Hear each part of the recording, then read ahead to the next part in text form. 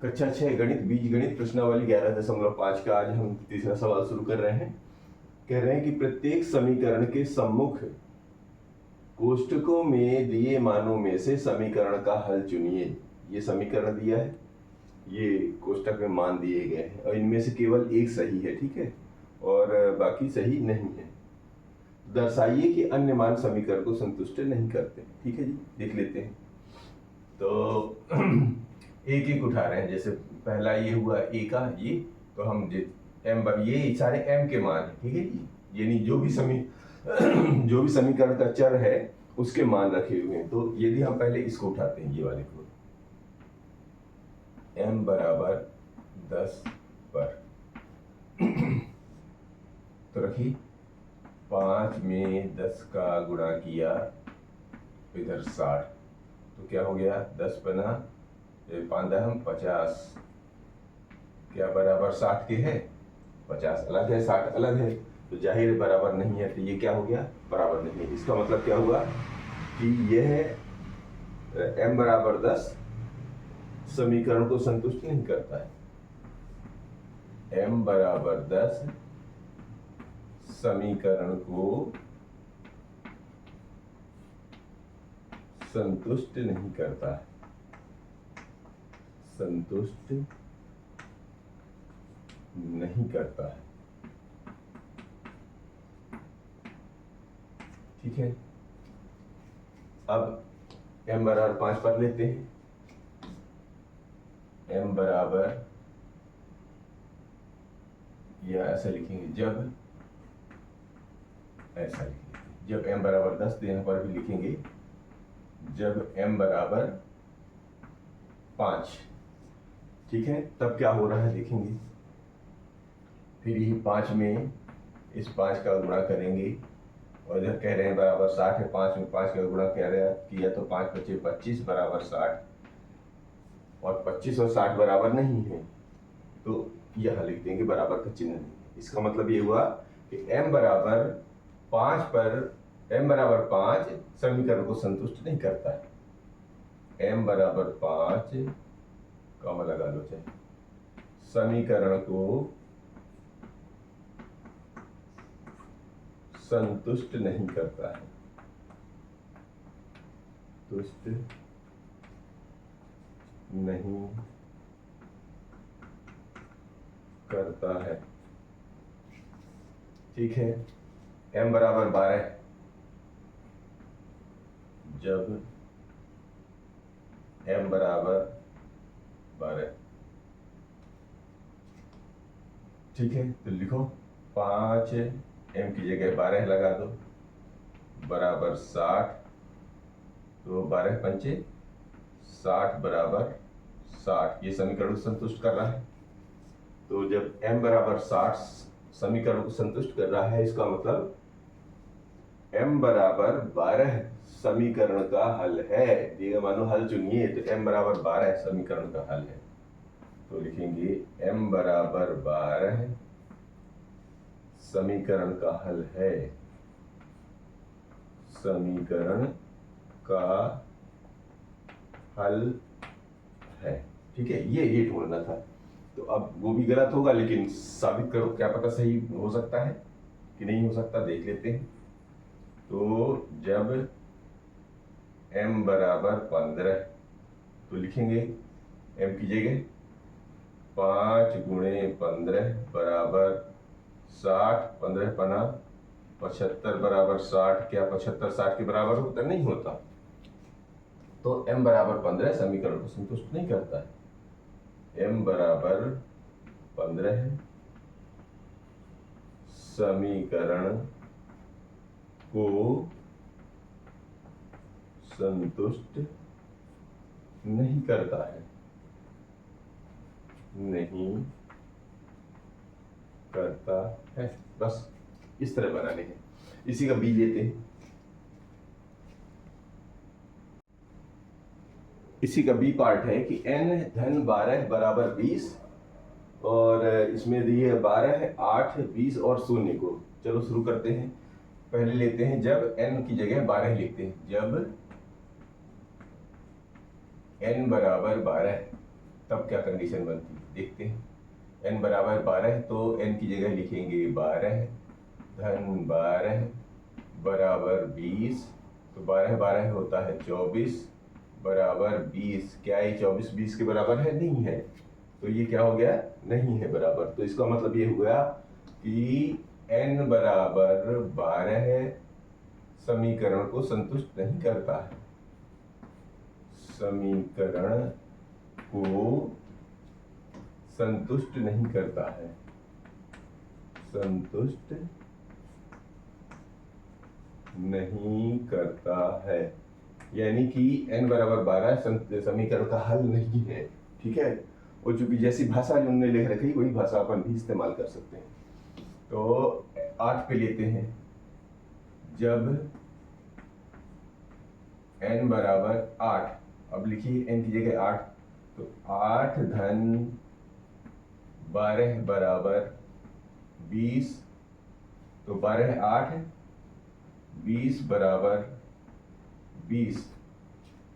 जब n बराबर 8, ये बराबर हो गया ना, यानी कि n बराबर 8 समीकरण का हल है, क्योंकि ये बराबर संतुष्ट हो गया 20 बराबर 20।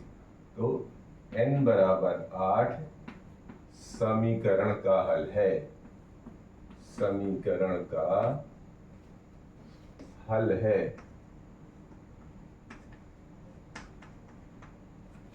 ठीक है। अब जब n बराबर 20, अब क्या होगा देखते हैं। 20 धन 12 बराबर 20, तो 20 12 होता है 32 बराबर 20। तो 32 एक अलग संख्या है, 20 अलग संख्या है, इसका मतलब संतुष्ट नहीं हुआ। तो जवाब क्या हो जाएगा कि n बराबर कितना 20 समीकरण को संतुष्ट नहीं करता है। समीकरण को संतुष्ट नहीं करता है। संतुष्ट नहीं करता है। ठीक है, बात समझ में आ रही है। अब n बराबर 0 पे भी ले लो। जब n बराबर 0, तो रख दीजिए 0 यहाँ पर। तो 0 धन 12 बराबर 20। तो 0 में किसी भी संख्या को जोड़ने पर संख्या में कोई परिवर्तन नहीं होता है, इसका मतलब 12 में 20 बराबर नहीं होंगे, इसका मतलब ये भी संतुष्ट नहीं करता। फिर जवाब लिखेंगे n बराबर 12 है, समीकरण को संतुष्ट नहीं करता है। समीकरण को संतुष्ट नहीं करता है। ये हो गया इसका जवाब। अब लेते हैं इसका तीसरा सी पार्ट। इसी का सी पार्ट है कि P में से 5 कम किए हैं, कह रहे हैं कि बराबर 5 के, यानी P ऋण 5 बराबर 5, और दिए हैं 0 10 5 और ऋण 5। तो शुरू करते हैं। पहले लेते हैं 0 को। तो जब P बराबर 0, ये सारे P के मान, चर के मान दिए रहते हैं, ध्यान रखिएगा।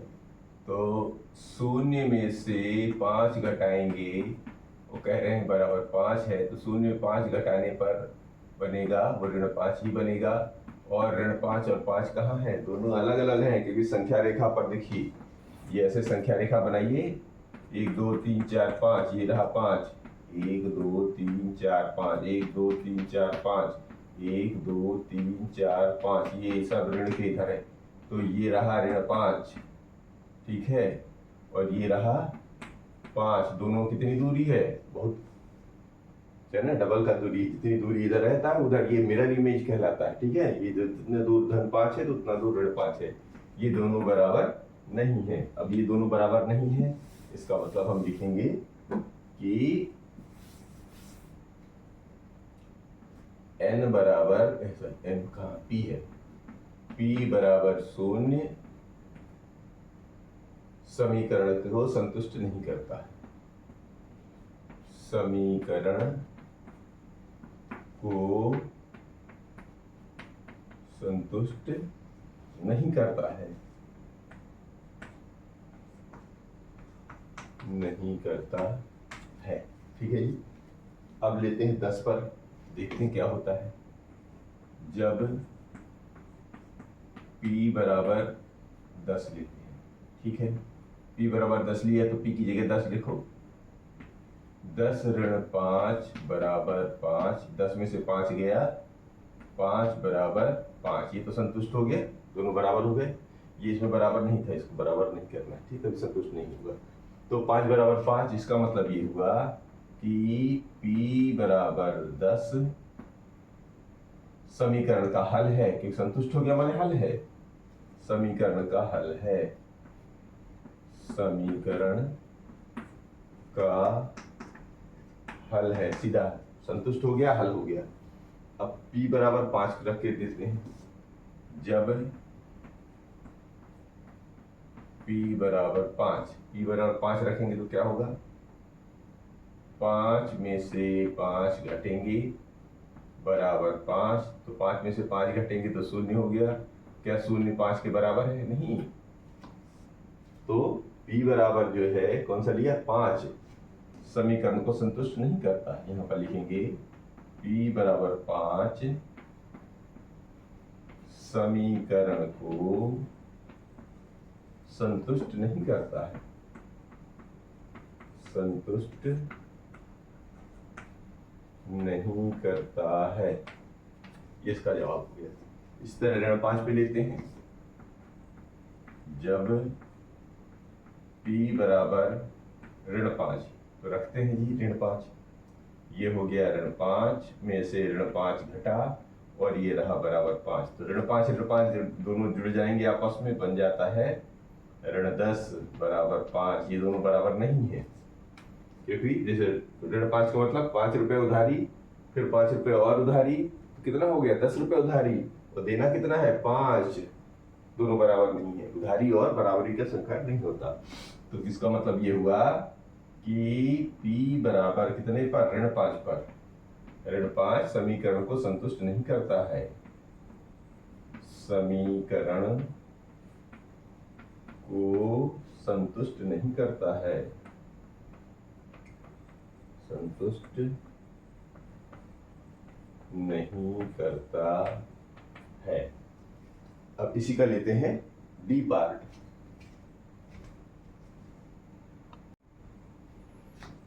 इसी का डी पार्ट है q/2 बराबर 7, तो इसमें है 7, 2, 10 और 14 लेते हैं। जब 7 पर, जब q बराबर 7 है तब क्या लिखूंगा, देखो q बराबर 7 है तो क्या बन जाएगा 7/2 बराबर 7, ये तो कुछ कट नहीं रहे हैं, तो 7/2 7 बराबर नहीं है, ठीक है ना, ये दोनों बराबर नहीं है। जब बराबर नहीं है तो क्या लिखेंगे, q बराबर 7, यहाँ पर लिखेंगे q बराबर 7 समीकरण को संतुष्ट नहीं करता है, समीकरण को संतुष्ट नहीं करता है, संतुष्ट नहीं करता है, ठीक है। अब q की जगह लेते हैं 2 को। जब q बराबर 2 तो क्या बनेगा, q की जगह लगाइए 2, 2/2 बराबर 7, तो ये तो कट गया, बचा 1, यानी 1 बराबर 7 क्या है, नहीं, ये दोनों अलग हैं। इसका मतलब बन गया कि q बराबर 2 पर, है ना, समीकरण को संतुष्ट नहीं होता है, यानी समीकरण संतुष्ट नहीं होता है, समीकरण को संतुष्ट नहीं करता है, संतुष्ट नहीं करता है। अब लेते हैं q बराबर 10 पर। जब q बराबर 10, अब रखो जरा q की जगह 10, तो ये हो गया 10/10, 2 बराबर 7, तो काट के देखो, 2 एक कम 2, 2 पंचे 10, यानी 5 बराबर 7। 5 और 7 बराबर नहीं होते हैं। इसका मतलब ये हो गया कि Q बराबर 10 पर, Q बराबर 10 समीकरण को संतुष्ट नहीं करता है। समीकरण को संतुष्ट नहीं करता है। अब Q बराबर 14 है।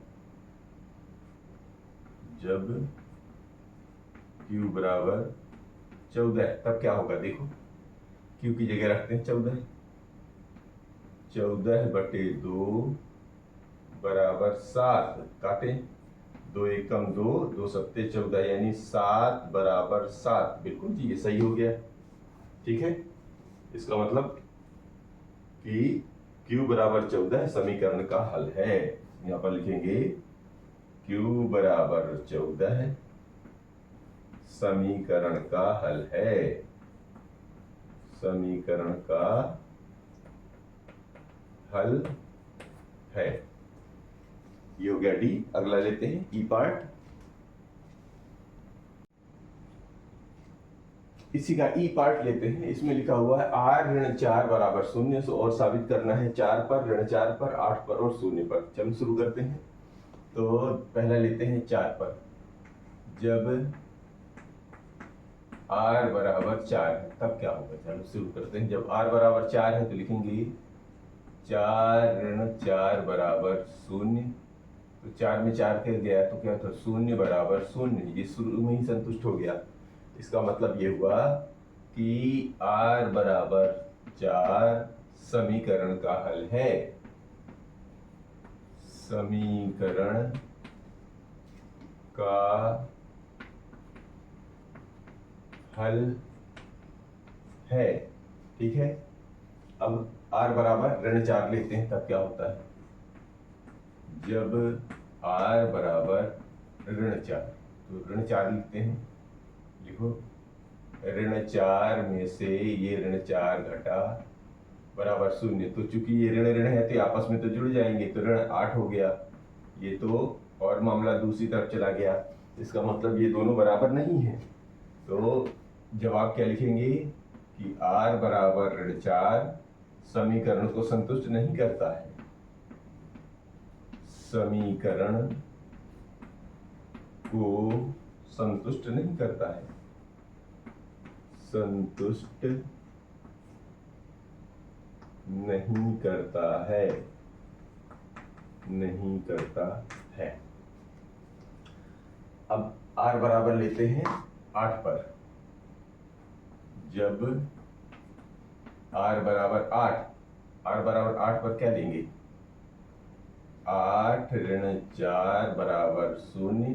तो 8 में से 4 गया, 4 बराबर 0। 4 और 0 बराबर नहीं होते हैं, तो ये भी संतुष्ट नहीं कर रहा है।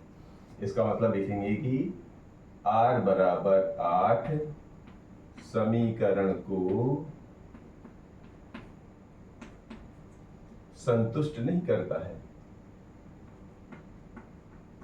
संतुष्ट नहीं करता है। अब 0 पर भी देख लो। तो जब r बराबर 0, जब r बराबर 0 है तब क्या होता है, r बराबर 0 पर लिखेंगे तो 0 ऋण 4 बराबर 0। तो घटेगा तो ऋण 4 ही आएगा और बराबर 0। और ऋण 4 और 0 क्या है, ये अलग अलग है। इसका मतलब r बराबर 0 भी समीकरण 4 इसको नहीं संतुष्ट करता। तो r बराबर 0 समीकरण को संतुष्ट नहीं करता है। संतुष्ट नहीं करता है। अब इसी का एक और पार्ट है, उसको भी लेते हैं। इसी का f पार्ट है। x धन 4 बराबर 2 और चेक करना है ऋण 2, 0, 2 और 4 में देखते हैं कहाँ संतुष्ट होता है कहाँ नहीं। तो लिखेंगे जब x का मान ऋण 2 है तब, ठीक है। तो लिख दिए ऋण 2 धन 4 बराबर 2, 4 में से 2 घट जाएंगे तो 2 बराबर 2, ये तो संतुष्ट हो गया। इसका मतलब ये हो गया कि जब यानी x बराबर ऋण 2, ऐसा लिखेंगे x बराबर ऋण 2 समीकरण का हल है, समीकरण का हल है, ठीक। ये तो समीकरण का हल मिल गया एक। अब दूसरे को शून्य पर भी चेक करके देखते हैं। जब x बराबर 0 तब क्या होगा देखते हैं। 0 में से 4 जुड़ेंगे और 2, तो 4 बराबर 2 क्या बराबर है? नहीं है, बराबर नहीं है। इसका मतलब कि x बराबर 0 समीकरण को संतुष्ट नहीं करता है, समीकरण को संतुष्ट नहीं करता है, संतुष्ट